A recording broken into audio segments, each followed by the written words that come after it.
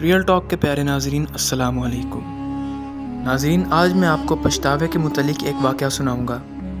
دوستو، ایک وقت کی بات ہے، 20-25 سال کا ایک نوجوان کسی کمپنی میں کام کرنا شروع کر دیتا ہے۔ اس کمپنی کا کام لوگوں کو گھر تعمیر کر کے دینا ہوتا ہے، جس میں گھر کو مکمل کرنے کی تمام چیزیں شامل ہوتی ہیں، جس طرح آج کل کے دور میں کنسٹرکشن کمپنیز کام کر رہی ہیں۔ دوستو، ہوتا کچھ یوں ہے کہ 20-22 سال کا وہ لڑکا اس کمپنی میں لکڑی کا کام کرنے کی ذمہ داری کرتا ہے۔ گھر میں لگنے والے تمام دروازے، کھڑکیاں اور تمام لکڑی کا کام اس کے سپرد ہوتا ہے۔ دوستو، وہ شخص بہت ہی ایماندار ہوتا ہے اور ہر کام کو اچھے طریقے سے کرتا ہے۔ اس کا مالک بھی اس سے خوش ہوتا ہے اور اس طرح کام کرتے کرتے وقت بیتتا چلا جاتا ہے اور وہ لڑکا 65 سے 70 سال کی عمر میں پہنچ جاتا ہے۔ اس کمپنی میں اس لڑکے نے اپنی زندگی بہت ایمانداری سے گزاری ہوتی ہے۔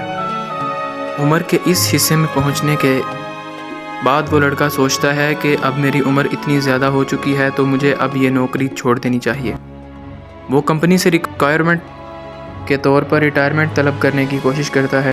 اس پر کمپنی کا اونر اسے کہتا ہے، ابھی ہمارا صرف ایک پروجیکٹ باقی رہ گیا ہے، اگر وہ پروجیکٹ کمپلیٹ کرنے میں آپ اگر ہماری مدد کریں تو اس کے بعد ہم آپ کو اجازت دیتے ہیں۔ وہ ایماندار شخص جس نے اپنی پوری زندگی میں ایمانداری سے کام کیا، وہ جیسے تیسے اس پروجیکٹ کو ختم کر دیتا ہے۔ حالانکہ اس نے اپنی پوری زندگی بہت ایمانداری سے گزاری ہوتی ہے، لیکن اس دفعہ اس پروجیکٹ میں وہ بہت ناقص لکڑی استعمال کرتا ہے اور بہت جلد اپنا پیچھا چھڑانے کی کوشش کرتا ہے۔ دوستو، اصل میں وہ گھر ایک بہت ہی بڑا پروجیکٹ ہوتا ہے جس پر مالیت بہت زیادہ آتی ہے۔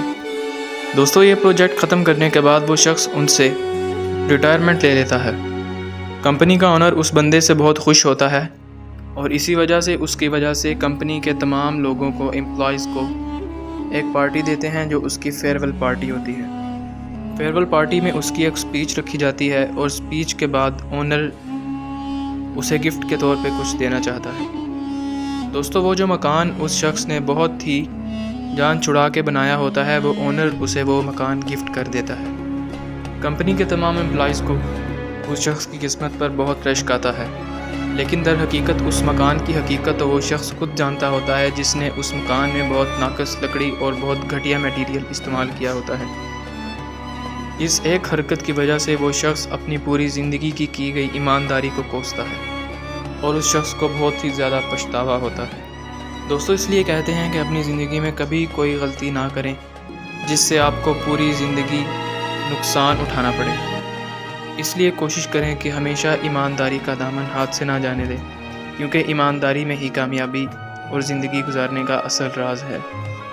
جو شخص جتنا ایماندار ہوتا ہے وہ اللہ کی نظر میں اتنا کامیاب ہوتا ہے۔ اس کے ساتھ ہی مجھے دیجیے اجازت۔ اپنا اور اپنے پیاروں کا خیال رکھیے گا۔ اللہ حافظ۔